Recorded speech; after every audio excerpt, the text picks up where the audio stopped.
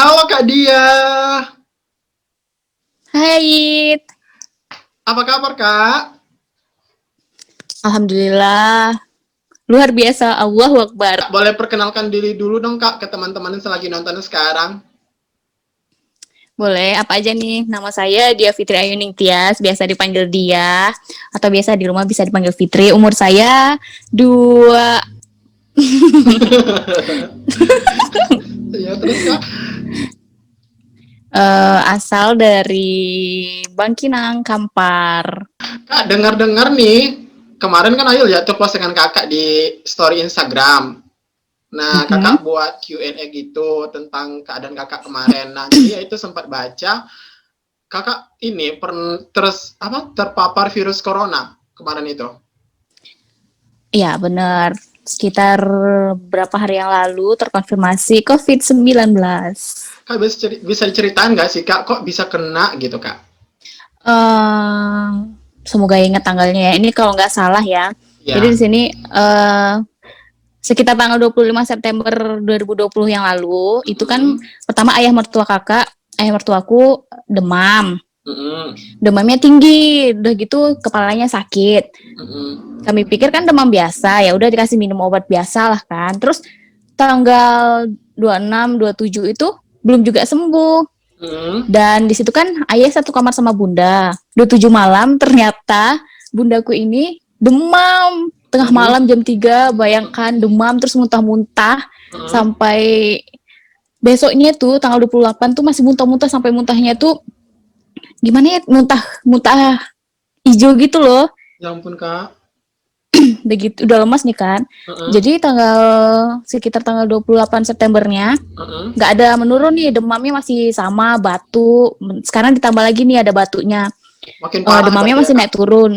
Iya, ayah sama bunda pokoknya demamnya itu kadang sekarang kita demam. Iya. Nanti sejam lagi kita sembuh, demamnya turun, udah sehat, Mm-mm. dan udah kayak orang sehat biasa. Terus Iya ya. 2 jam lagi kita demam lagi, kita minum obat turun lagi demamnya. Kayaknya demamnya turun itu cuman karena efek obatnya habis, kita demam lagi Oh gitu. iya. Terus Kak? Terus sekitar tanggal 20 udah berapa hari tuh? 25 sampai ke 28. tanggal 29. Mm-mm. 25 sampai ke tanggal 29 itu belum sembuh juga. Akhirnya bunda, karena kan di situ bunda yang paling lemas, bunda Mm-mm. kita bawa ke dokter umum biasa sih, praktek dokter umum. Mm-mm. Jadi di situ cuma dikasih obat demam, karena memang keluhannya kan cuma demam, sakit kepala kayak gitu biasa kan. Iya.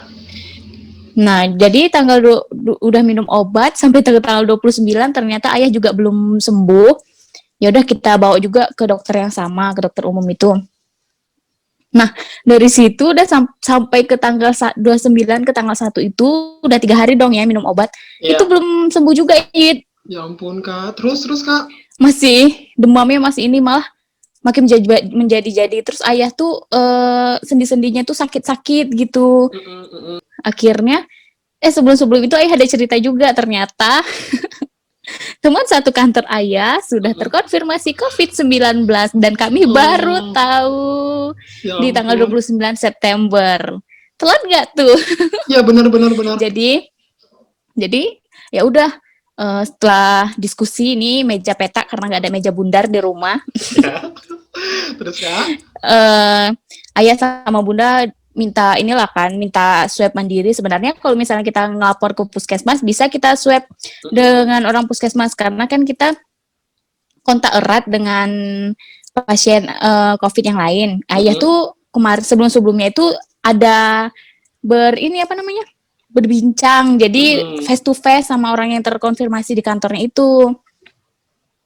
Tapi karena kalau misalnya kita, ya seperti biasa lah, kalau kita nunggu pemerintah, jadi kita harus nunggu jadwalnya, lama lah Benar. gitu prosedurnya. Iya Kak. Terus Kak? Sementara di rumah ayah sama bunda itu udah lemas gitu kan, anak mana sih yang tega nih orang tuanya kayak gitu. Iya. Akhirnya kita bawa untuk swab mandiri dalam rumah sakit swasta di Pekanbaru.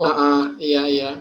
Dan di situ waktu itu biaya biaya untuk swab tesnya masih Hah? tinggi, satu Berapa juta Kak? delapan ratus 2 hari keluar. Itu satu orang pasien Kak.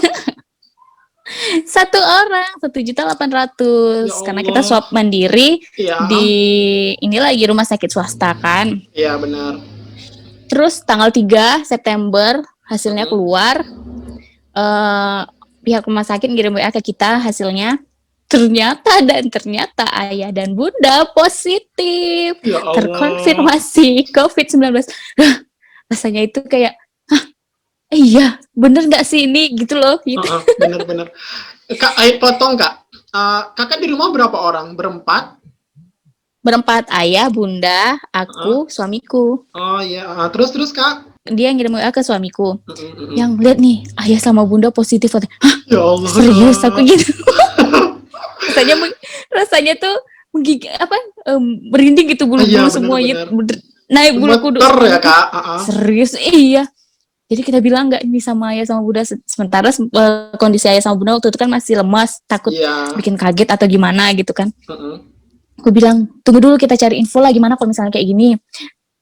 Ternyata udah apa itu suamiku nih ke depan ngomong ke dalam kamar nih ayah sama bunda kan lagi tidur, dibilang Heeh. ayah sama bunda positif katanya. Bu, jadi gimana? Astagfirullah, astagfirullah. Ya Allah, langsung nyebut-nyebut lah tuh kan ayahku. Iya. Jadi, diskusi lagi kami di meja petak itu Iya. kan.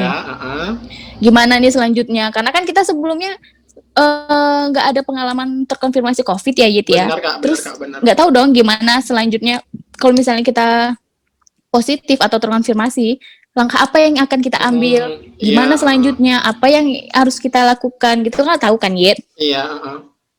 Jadi gimana ya? Pokoknya pas sebelumnya itu kami pernah tahu kalau misalnya terkonfirmasi langsung lapor ke toko masyarakat RT RW kan. Ya udah kita telepon RT RW-nya.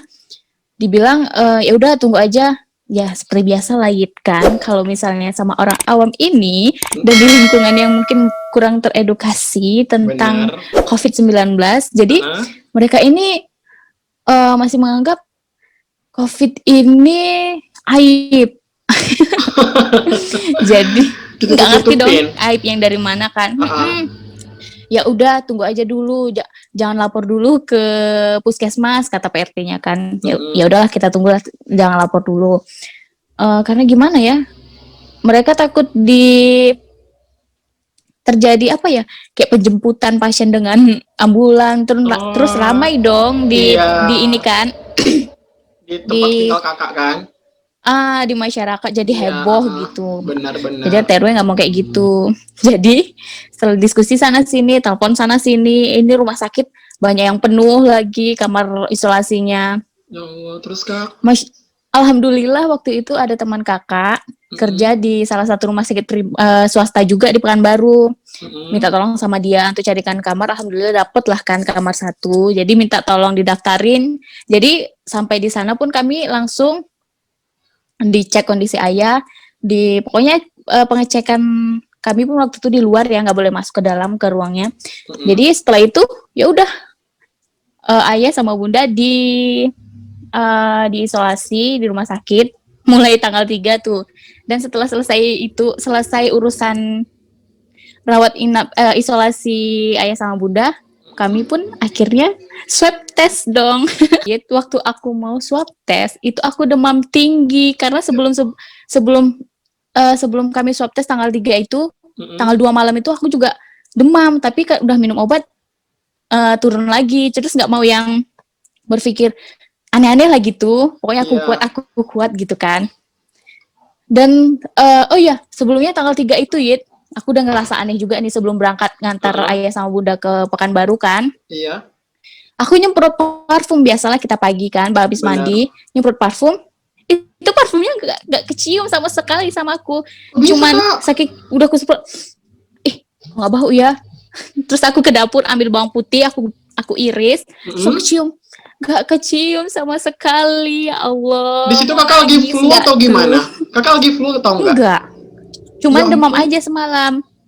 Malamnya itu ada demam. Demamnya tinggi? Tapi gak ada flu, gak ada apa. Gak ada, itulah salahnya kan Yit. Seharusnya waktu kita demam itu udah sedia termometer, jadi kita tahu suhu tubuh kita. Kakak gak ada ngecek waktu itu. Iya. Jadi gak tahu demamnya itu berapa. Heeh. Jadi aku bilang sama suamiku, ya udahlah nanti kita swab test, kan nanti kita swab test juga, nanti kita tahu kita kena atau enggak. Udah sampai di sana, udah swab, ternyata pas sampai di rumah sakit kami mau swab ini, demam tinggi dong saya. Ya Akhirnya Allah, masuk Kak. dulu di ruang IGD. Waktu itu demamnya 38,8. Ya ampun, tinggi banget itu, Kak. Diinfus paracetamol, udah demamnya turun, baru Hmm? kami di swab. Di swab, ya seperti biasa nunggu 2 hari ke depan. Selama 2 hari itu suamiku cuman sekali dia ada demam juga, dan aku tiap hari demam tinggi. Ya Allah, itu Kakak di rumah, masih di Kampar itu kan? Iya, abis dari rumah sakit di Pekanbaru kami langsung pulang ke Bangkinang. Ya, terus Kak? Udah gitu tanggal 5 hasil kami keluar.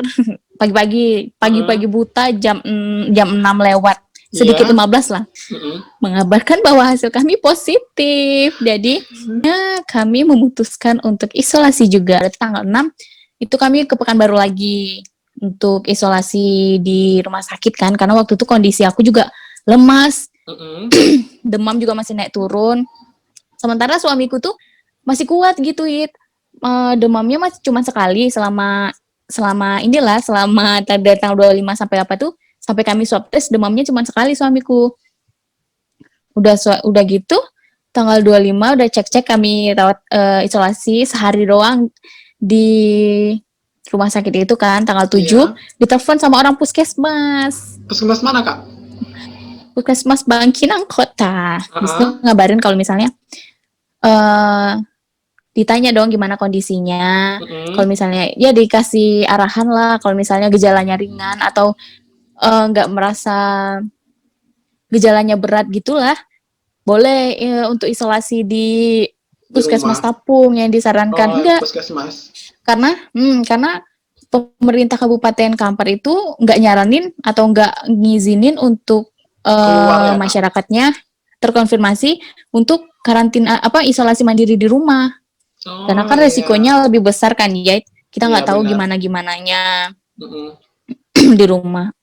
Jadi ya udah tanggal 6 isolasi DK, tanggal 7 kami berangkat ke Tapung untuk isolasi di Tapung. Jadi kami sempat semalam di rumah sakit itu. Menimbang juga karena di situ kalau misalnya gejala ringan sampai sedang sampai ringan itu kan kita mandiri ya pembayarannya, nggak di cover sama dinas kesehatan. Iya. Jadi menimbang mending kita ikutin arahan dari pemerintah ini kan, kabupaten kita. Ya udah akhirnya kami isolasi di Tapung. Dan alhamdulillah waktu itu dokternya juga udah berani ngelepas aku karena kondisi aku udah jauh lebih membaik, demamnya nggak ada lagi, cuman tinggal batuk, penciuman, sama lidah yang nggak ngerasa.